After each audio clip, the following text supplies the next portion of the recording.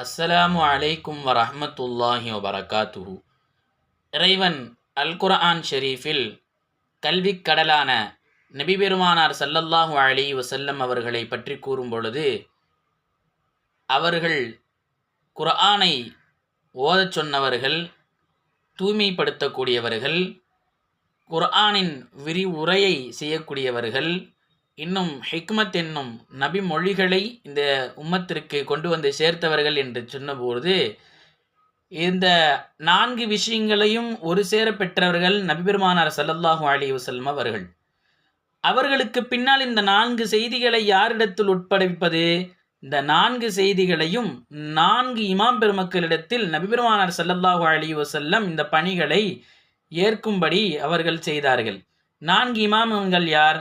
ஹஸரத் இப்னு Abbas ரதியல்லாஹு அன்ஹு அவர்கள் திருக்குர்ஆனின் விரிவுரையாளராகவும், அபூ ஹுரைரா ரதியல்லாஹு அன்ஹு அவர்கள் நபி மொழிகளை மக்களிடத்தில் கொண்டு போய் சேர்ப்பதில் அதிகமாக செய்திகளை அறிவித்தவர்களாகவும், மூன்றாவதாக ஹஸ்ரத் ஸெய்த் பின் சாபித் ரதியல்லாஹு அன்ஹு அவர்கள் இந்த குர்ஆனை அழகுற ஓதுபவர்களாகவும், நான்காவதாக அந்த தூய்மைப்படுத்துவர்கள் யார் என்று பார்த்தால் ஹஸ்ரத் அலி ரதியல்லாஹு அன்ஹு அவர்கள் தஸ்கியத் என்னும் பணியை அலி ரதியல்லாஹு அன்ஹு அவர்களிடத்தில் பெருமானார் ஸல்லல்லாஹு அலைஹி வஸல்லம் அவர்கள் விட்டு சென்றதாக நாம் இந்த 4 விஷயங்களையும் ஒரு சேர பெற்றவர்கள் பெருமானார் ஸல்லல்லாஹு அலைஹி வஸல்லம் அவர்கள்.